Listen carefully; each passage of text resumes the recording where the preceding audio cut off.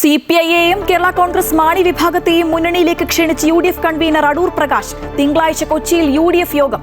LDF വിടില്ല എന്ന് Jose K Mani. അടുത്ത തെരഞ്ഞെടുപ്പിന് ശേഷം മുഖ്യമന്ത്രി വനവാസത്തിന് പോകുമെന്ന് രമേശ് ചെന്നിത്തല. തദ്ദേശ തെരഞ്ഞെടുപ്പിൽ ഇടതുപക്ഷ ജനാധിപത്യ മുന്നണിക്ക് പ്രതീക്ഷിച്ച വിജയം നേടാനായില്ല എന്ന് LDF convener TP Ramakrishnan.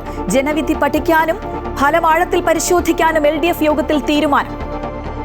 National Herald കേസിൽ ഗാന്ധി കുടുംബത്തിന് ആശ്വാസം. EDയുടെ കുറ്റപത്രത്തിൽ ഇടപെടാതെ റോസ് അവന്യൂ കോടതി. കള്ളപ്പണം വെളുപ്പിക്കൽ നിരോധന നിയമപ്രകാരം കുറ്റപത്രം നിലനിൽക്കില്ല എന്ന് കോടതി. നടപടികൾ പൂർത്തിയാക്കി വീണ്ടും അന്വേഷണം നടത്തണമെന്നും കോടതി. മഹാത്മാഗാന്ധി തൊഴിലുറപ്പ് പദ്ധതിയുടെ പേരും ഘടനയും മാറ്റുന്ന ബിൽ ലോക്സഭയിൽ അവതരിപ്പിച്ചു. തൊഴിലുറപ്പ് പദ്ധതി ഇനി വികസിത് ഭാരത് ജി എന്ന പേരിൽ. ബില്ലിനെതിരെ പ്രതിഷേധവുമായി പ്രതിപക്ഷ MP മാർ. ശബരിമല സ്വർണ്ണക്കൊള്ള കേസിൽ അന്വേഷണം ദേവസ്വം ബോർഡ് മുൻ പ്രസിഡന്റ് PS പ്രശാന്തിലേക്ക്.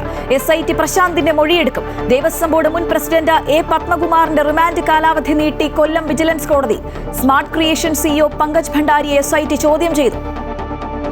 IFFKയിൽ പ്രതിസന്ധി തുടരുന്നു.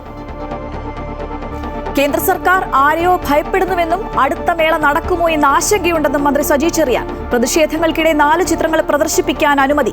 പ്രതിസന്ധി തുടരുമ്പോൾ ചലച്ചിത്ര അക്കാദമി ഡയറക്ടർ എവിടെയെന്ന് സംവിധായകൻ ഡോക്ടർ ബിജു.